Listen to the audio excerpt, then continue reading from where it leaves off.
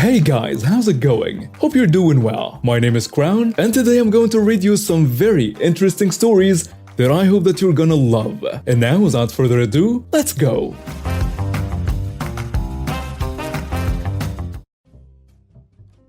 One of my upper-level finance classes in college had a big community service component where we would act as financial advisors for underprivileged adults for free. Organization and outreach was always a big problem, so the class was actually split into a real class component and an extracurricular club component.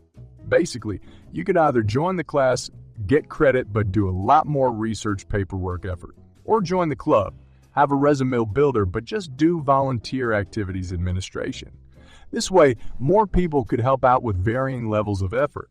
I had originally joined the club as it was my freshman year, and I didn't have the prerequisites to join the class, but I was very dedicated, so my professor made an exception for me. At the beginning of the semester, we were assigned a group and a local family to work with for the duration of the class. Essentially, we had to interview the family several times and work with them to produce a 20-page comprehensive business plan for them that would count as our final exam grade. My group consisted of Grace, a junior who was only part of the club and just helping us out if she had time, and Kelsey, a senior who is the main antagonist of this story. Kelsey was extremely entitled and clearly had a severe case of senioritis. The class met twice a week, but she showed up to it so few times that when I mentioned she was my groupmate near the end of the semester, no one even knew who she was. She told everyone that she was sick all the time, but somehow that didn't go away the entire semester. It wasn't just the class either. She only showed up to one interview with the family and ran the whole interview like she was the expert on their case. When she was with me, she would talk about all the things she was planning on doing for the group, but she would never actually do anything. Halfway through the semester, when we showed our family the beginnings of our paper, she presented our plan to the family like she had come up with it, even though I wrote 8 pages. Grace had helped with just under a page, and Kelsey wrote one short introductory paragraph. I really would have dealt with Kelsey's antics if she had been your typical senior slacker that avoided the spotlight. But taking my work and naming it as her own really pissed me off. She very clearly thought that I was some shy freshman that would never stand up to a big cool senior like her.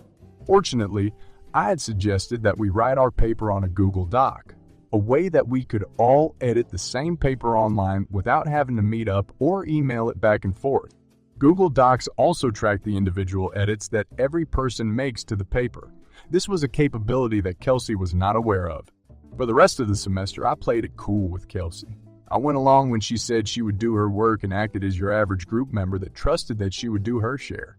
Grace helped check over what I had written, but ultimately had to focus on her actual exams and left the project to me and Kelsey. The weekend of the due date, Kelsey had still not touched the paper since she wrote her one paragraph. So I texted her a few times asking if she was planning on working on it. No response. I wrote several more pages and waited until the night, before the paper was due. I texted her one last time, still no response. At this point, if she had worked from when I texted her to when the paper was due, she could still not match the time I had put in, and she had no interview notes to even write about it. I sent an email to my professor explaining that Kelsey had deserted me. I could prove very clearly she had written only one paragraph, and I would need an extension if I was going to finish the paper. A few hours later, I received an email from my professor saying she would take care of it and to come into her office the next day. The following morning, due day, while I was in another class, I started getting texts from Kelsey, then calls, more texts. I walked back home from class slowly so she would marinate in stress. Then, I called her back. She started out saying there must have been a mistake because it seems our professor thought she had only written one paragraph of our paper. I told her that yes, I had explained that I needed more time to do all the work she was supposed to have done. She claimed that I was being ridiculous and she had definitely written way more than one paragraph. I calmly explained that I was looking at the Google Doc edit history and she had definitely written one paragraph. She grew audibly more hysterical and started accusing me of tattling on her like a child, and I told her that there would be nothing to tattle on if she had done the work. Then she started screaming about how I was targeting her and I should be mad at Grace too. That's right. She showed up so few times she was not aware that Grace was only a volunteer club member and didn't have to write the paper. She really thought I wouldn't be able to tell her writing from Grace's and she could pretend she had written more. Finally, she went off the rails shouting something about how she had actually written 5 pages on another document that she was unable to actually produce, and that she didn't even need this course anyway, among other crazy accusations. I told her that I had said all I needed to say. She wasn't going to touch my paper, and that if she didn't need the grade, she should be okay with failing, and hung up on her. I went to my professor's office and clearly proved the paper belonged to me with Grace's assistance. I could see Kelsey editing the document, trying to steal what I had written, but that was stopped by a strongly worded email from my professor. I got a bit of extra time and ultimately received an A. Kelsey never showed up to class again. I work for a family business with 30 employees. This is a company that has friends and family members as top-tiered management and often made up rules whenever they felt like it. When new employees join the company, they sign a basic employment contract stating the compensation, benefits, and work hours. The company does not have a written code of conduct. One particular manager is a friend of the president. Let's call her Sally. Sally manages a team of 8 employees, including myself. We aren't allowed to make small talk while working, and we are required to let her know when we start taking our breaks. And when we return from breaks, Sally interjects whenever a team member is asking another member some questions because Sally is a micromanager. Sally also makes us come to work early once a week for 30 minutes unpaid, so that she can recap the previous week, and often uses this time to tell us what we're doing wrong. She made it clear that this weekly meeting is mandatory. During one meeting, she brought up expectations for continued employment at the workplace. No swearing, no talking bad about customers amongst ourselves, no personal phones on desks, no music during work hours, no talking to other departments unless it's work-related. Then she brought up dress code. It's important to note that we've never heard of a dress code at work, and our jobs do not require face-to-face interactions with customers. Most of our dealings are via phones or emails. We may see a customer drop by once or twice a year. Most of the team members wear hoodies, long-sleeved t-shirts with jeans or leggings. I usually wear a simple top with pants with my hair neatly blow-dried. Apparently, that's not appropriate enough. Sally said we should try to dress better and more professionally to keep up with the company's image. Her sell was dressed not for the job you have, but the job you want. She made us all sign a document citing the topic of discussion at the meeting. You want us to dress for the job we want? Okay. A few of my colleagues and I decided to maliciously comply the following day.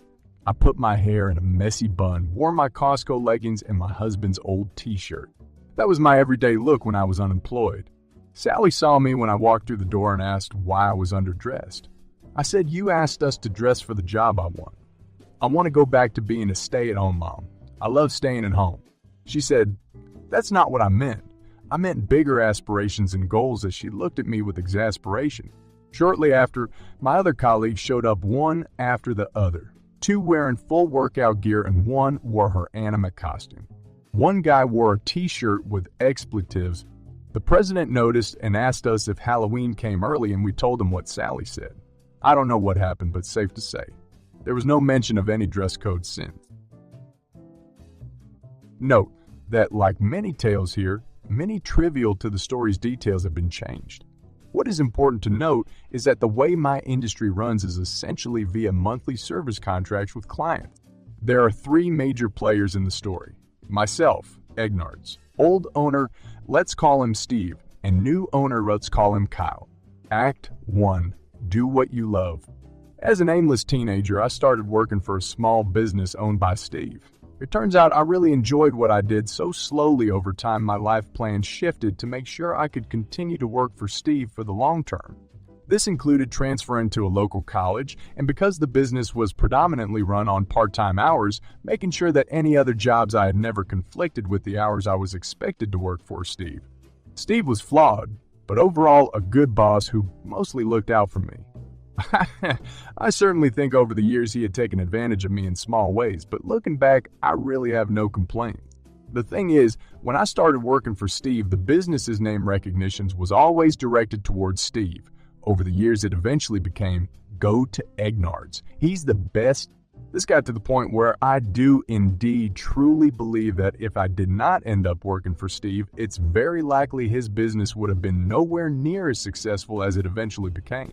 As years went on, it was heavily implied that when Steve retired, the business would go to me. It was never specifically stated, but Steve did have a way about skirting around those types of issues and giving me hope. Act 2. Enter Kyle. About 3 years before COVID, Steve decided to retire and sell his business. He did indeed fulfill his promises by making a half-assed attempt to sell it to me at an unreasonable price. But it was very clear he already had another buyer in mind, Kyle. Kyle owned another local business just outside of our market area in the same industry. Because of the way the industry worked, there really was much, if any, overlap in potential customers, but Kyle had a very large amount of money and was willing to buy it. What is important to note here is that, again, I do truly believe that if I didn't play ball and agree to work for Kyle, my role was so integral to operation at our business that there is no possible way a sale could go through. Over the course of negotiations, Kyle ended up buying the business and putting me in charge of running the day-to-day. Something I was mostly already doing, but with a few more administrative tasks tacked onto it. The thing is, my name was still the name in town, and Kyle made zero effort to ever be on location. So nobody that did business with us ever really knew who Kyle was. Act 3. Kyle's kind of a jerk, and how I learned to stand up for myself. All was well for a while.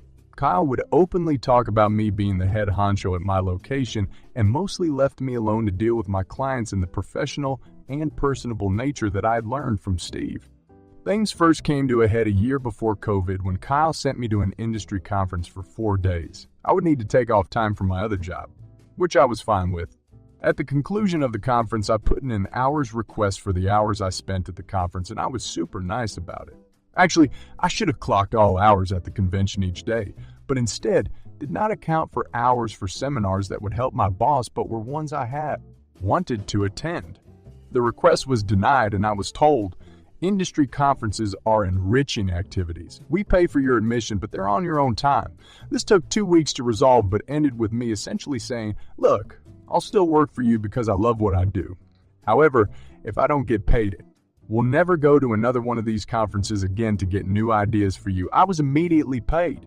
I will spare similar smaller stories of that nature, but that slowly started to become the relationship between Kyle and I. Act 4. COVID hits.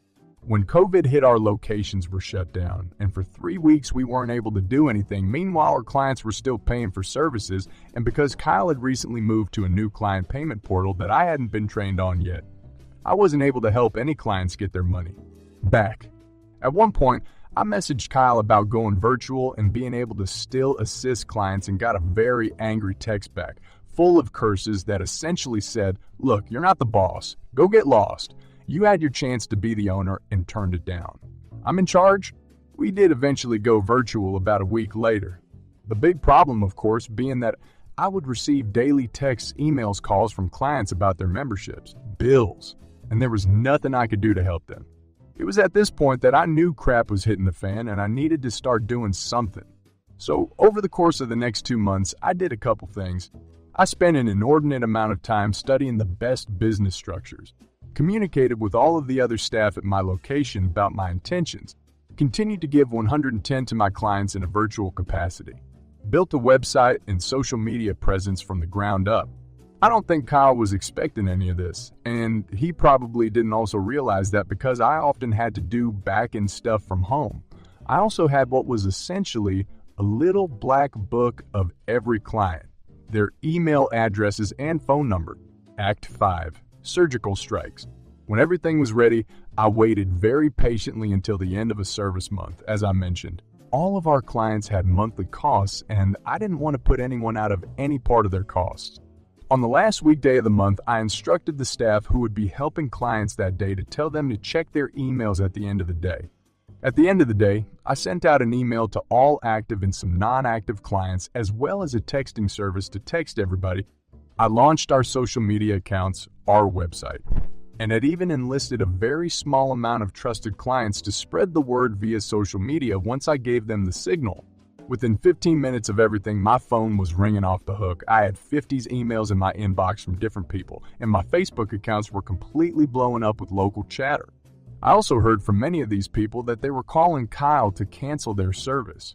We hosted a Zoom meeting for all concerned parties and essentially decided to take the weekend to clear up any confusion with the systems and start fresh and open our doors on Monday.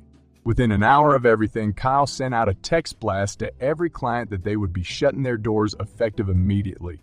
At the start of COVID, we had roughly 50 active clients at the business. On my first day of business, I had signed up 75 active clients, many inactive ones telling me, yeah, we stopped doing business with you guys because Kyle was kind of a jerk. What is really important to keep in mind here is that I never wanted to, nor cared to be, a business owner. I was very happy working for somebody else as long as I wasn't treated badly. Had Kyle treated me even remotely better, the location would have continued to thrive and be a staple in our local community. Kyle chose to be a jerk to try and get quick money and cheat people, and Kyle lost out. We've been in business now almost 2 years, have nearly tripled Kyle's active numbers, and continue to be a staple in our community. And now we have reached the end of today's stories. Thank you for watching and see you next time.